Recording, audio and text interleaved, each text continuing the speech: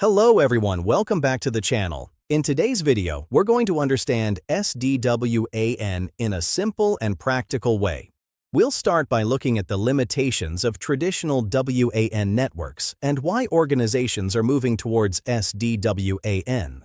Then we'll learn how SD-WAN works, how it performs WAN load balancing across multiple ISP links, how it uses health checks, latency, jitter, and packet loss to make intelligent routing decisions, and how SLA-based routing and traffic steering help deliver the best application performance. By the end of this video, you'll understand how organizations use SD-WAN to intelligently utilize multiple WAN links, automatically fail over during outages, and provide a better user experience while reducing network costs. Let's begin with a simple question. Why do we even need SD-WAN? Imagine an organization that has branch offices in Bangalore, Hyderabad, Chennai, and Mumbai. All these branches need access to applications hosted in a data center as well as cloud applications such as Microsoft 365, AWS, Salesforce, Zoom, and many others. Traditionally, organizations connected these branches using MPLS circuits.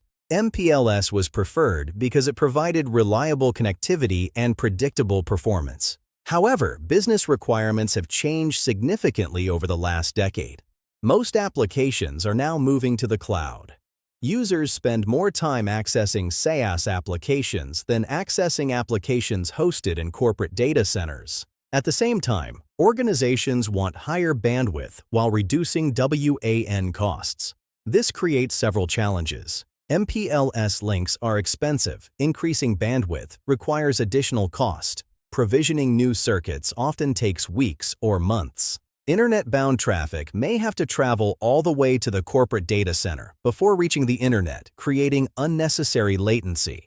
Organizations may have multiple ISP links available, but traditional routing mechanisms cannot efficiently utilize all of them.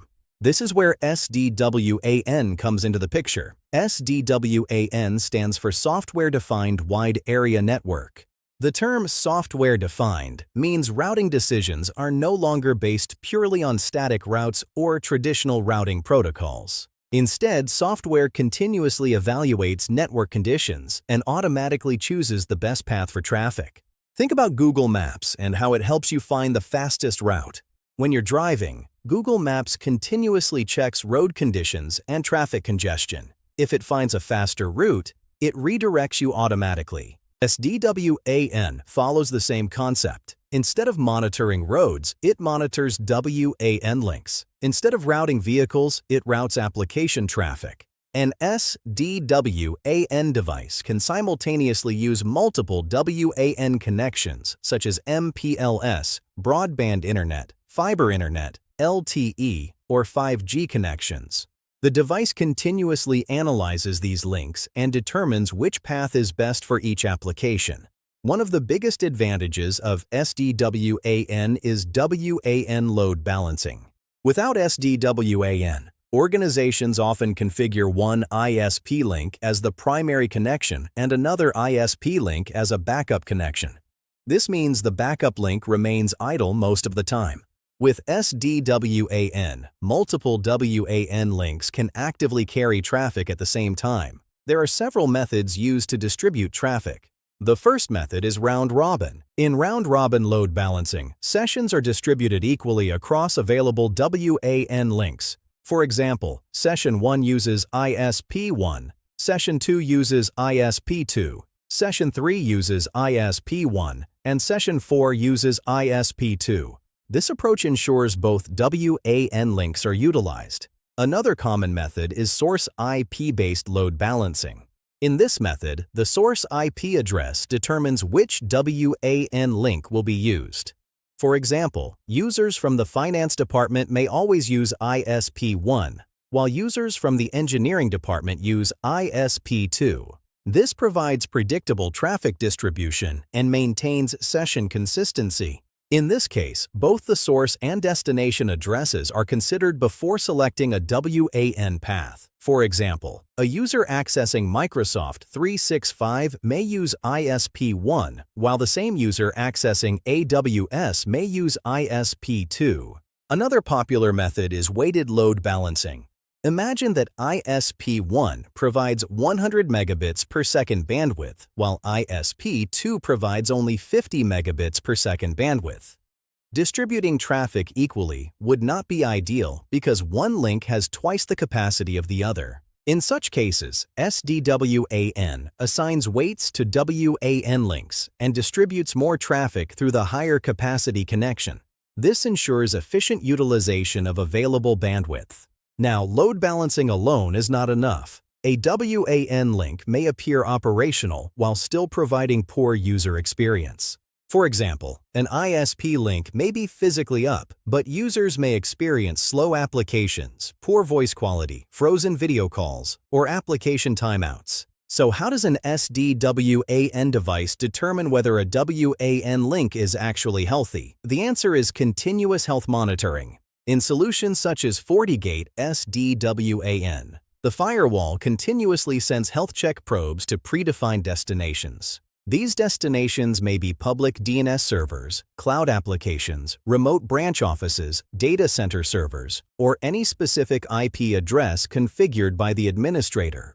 The SD-WAN device periodically sends probe packets and analyzes the responses. Using these probes, the firewall continuously measures three important parameters: latency, jitter, and packet loss.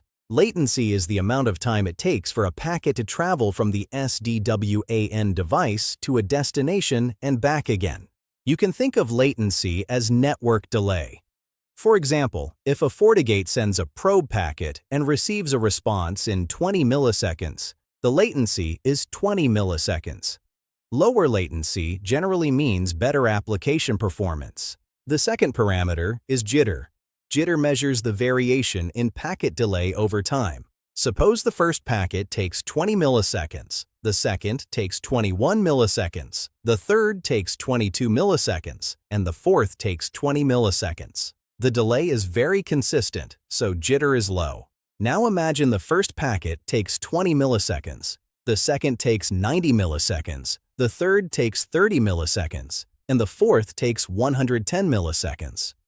Although packets are still arriving, the delay is inconsistent. This variation is called jitter. High jitter is especially harmful for voice and video applications because packets arrive at irregular intervals, causing choppy audio and poor video quality. The third parameter is packet loss. Packet loss occurs when packets are transmitted but never reach their destination. For example, if the SD-WAN device sends 100 probe packets and receives only 98 responses, then 2 packets were lost, resulting in 2% packet loss. Packet loss can lead to retransmissions, poor voice quality, application slowdowns, and interrupted user sessions. Based on these measurements, SD-WAN continuously evaluates the health of every WAN link. This is where SLA-based routing comes into play. SLA stands for Service Level Agreement. Administrators define acceptable thresholds for WAN performance. For example, latency must be below 100 milliseconds, jitter must be below 20 milliseconds, and packet loss must be below 1%. As long as a WAN link remains within these limits, SD-WAN considers it healthy. Suppose ISP1 currently has a latency of 25 milliseconds, while ISP2 has a latency of 180 milliseconds. Both links are technically operational. However, ISP2 is violating the SLA requirements. In this situation, SD-WAN automatically prefers ISP1 because it provides a better user experience. No manual intervention is required. If a WAN link completely fails or violates SLA requirements, SD-WAN automatically redirects traffic to another healthy WAN connection. This process is called failover. When the failed link recovers and once again meets SLA requirements, traffic can automatically return to its preferred path. This process is called failback. Another powerful feature of SD-WAN is traffic steering. While automatic path selection is useful, organizations often want specific applications to use specific WAN links. For example, voice traffic may always use MPLS because it requires predictable performance. Microsoft Teams and Zoom traffic may use whichever WAN link currently provides the best SLA metrics. General web browsing traffic may use broadband internet. Backup traffic may use the lowest cost WAN connection. This level of application awareness gives administrators complete control over how traffic flows through the network. Let's consider a real-world example. Imagine a branch office with 3 WAN connections: MPLS, fiber internet, and broadband internet. Voice traffic is configured to prefer MPLS. Microsoft Teams uses the WAN link with the best SLA performance. Web browsing uses fiber internet. Backup traffic uses broadband internet.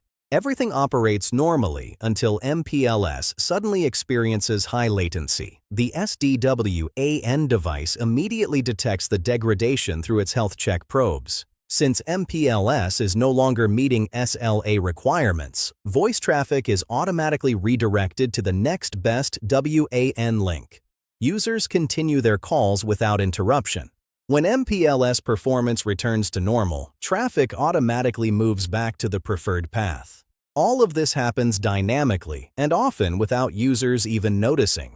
And this is exactly why SD-WAN has become a critical technology for modern enterprise networks. It reduces WAN costs, improves application performance, provides intelligent load balancing, enables automatic failover, improves cloud connectivity, and delivers a significantly better user experience. Rather than relying on static routing decisions, SD-WAN creates a dynamic, intelligent, and application-aware network that continuously adapts to changing network conditions. And that's the power of SD-WAN. If you found this video useful, don't forget to like, share, and subscribe. Thanks for watching, and I'll see you in the next video. Thanks for watching this video. You can reach us through Instagram and Telegram for mock interview scheduling and network interview guidance. See you in the next video. Happy learning!